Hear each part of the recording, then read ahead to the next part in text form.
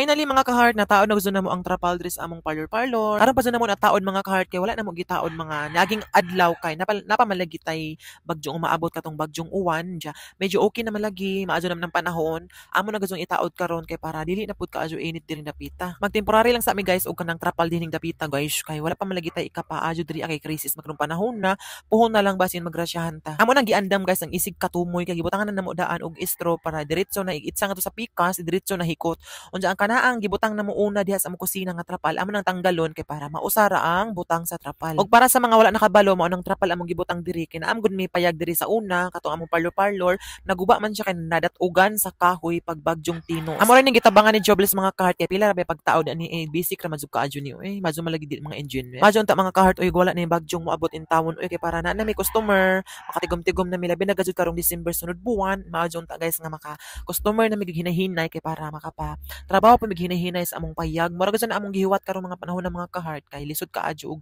wala tay income. Mga usa na jud kabuan kapin mga kahart nga wala mi customer sa riban hinaut unta guys sunod semana or sunod buwan na unta. Kay lagi kinsa man puy magpariban karong mga panahon na nga daghang mga trahedyang hingabot kanang ipariban ipalit naman nagkonsumo nila. Kay diri magud sa among pag vlogging mga kahart nung among sweldo diri guys is dili pa gud ingon sapat nga makapaayo diri sa among balay kay amo pong ipalit og konsumo hatag pa mi sa akong pamilya gamay igo-igo ra pud in taon gajud wala pa gud extra nga ikapaadyo diri sa among payag. Daghan maunta nag-email na mo nag-message nga magpa-promote pero wala na jud mi nag-promote mga kahart no og kana ang illegal mao ra tong kausa mga kahart no kay ang among mga saad nga puhon og ma-monetize na dili na gud mi mo promote. Katong una grabe gud na akong kaguol ato guys kay ingon man ko nga di mi mag-promote pero amo ra ikaw na among istorya pero karon kay na monetize naman mi dili na gud mi mo dawat og bisag unsa nga promotion basta kay tuloy-tuloy ang among sweldo sa among Facebook bahala ginagmay basta kanunay kay mao gud among panaad sa una sa among mga viewers ug pasayloa ka jud mi sa una ngano nakadawat mi og promotion